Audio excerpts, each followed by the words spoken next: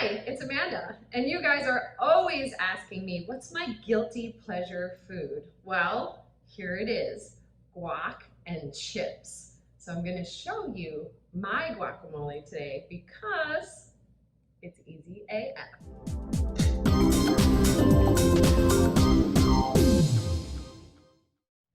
Okay, of course, guacamole starts with ripe avocados.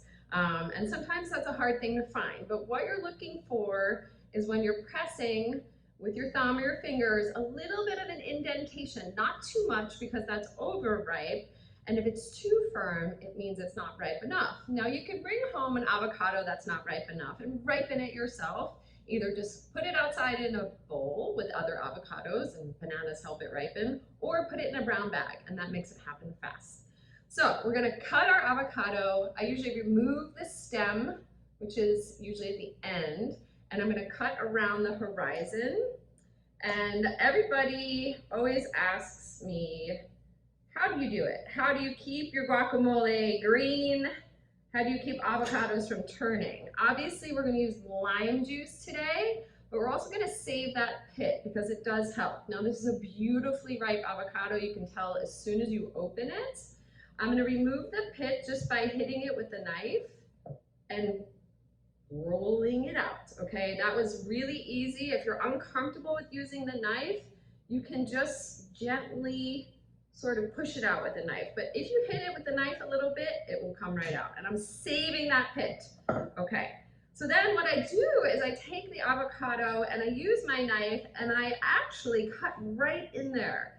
Avocado has this perfect little shell that you can cut into, and when you scoop it out, it's already diced. You don't even have to cut it onto your cutting board. You can cut right in the skin. You can cut in the skin. Okay, so here in the bowl, I already have 4 other ones. So I've gone across and down, and I've made little diced pieces, and I'm just gonna put that right into the bowl, and it's already cut. Now we're gonna mash this with a fork. You can use a fork, you can use a potato masher, you can use anything that can mash the avocado. A lot of people make guacamole in a mortar and pestle, but I'm showing you in a bowl with basic equipment in case you don't have one of those. Okay, so what else is in our guacamole? A couple of things, and this is where you can get creative. Now, I use red onion. You don't have to. You can use shallot, you can use white onion, you can use garlic, you can use no onion if you don't want onion at all. Now, what I do, I've already juiced about 2 or 3 limes. I want a nice tart guacamole. I put the lime juice on the onion and let that sit for a second. We always talk about how raw red onion is really pungent. We know our friend Scott Conant doesn't love that. He got a bad reputation, but really none of us love that. So we want to just macerate those in that lime juice just for a minute, and you can already see that they're changing. The color will come out, and the lime juice cooks them a little bit. So I put them there while I add the rest of the lime juice onto my avocado. And then I'm just gonna chop up some cilantro. Now for you cilantro lovers out there, go ahead and put as much as you want. And there are some cilantro haters out there, but I know why. Some people can't even taste cilantro. It tastes soapy to them. There's tons of other herbs that you could use in here. You could use basil, you could use parsley, you could use chives, or use no herbs again. I mean, honestly, avocado is so luscious and fat and delicious. You could just use avocado, lime, salt, and pepper, and that's your version of guacamole. But I like to step it up, right? And this is basic. And then from here, you can really elevate. You can add in pomegranate seeds, you could add in cheese, you can add in sour cream or Mexican crema, you know, whatever you like to make this even creamier and more addictive. Honestly, a bowl of chips and guac, just leave me alone. Don't even go near me. I just can't stop when I start. It's something about that creamy, crunchy, the creaminess with the crunchy and the salt and the lime. Oh, so good. Okay, now we have our avocado, our cilantro, our lime. We have a fork. We're gonna start to mash. We're gonna start to work. But now I'm gonna put my onion in. It's already starting to change, and it's already starting to soften up its sharpness.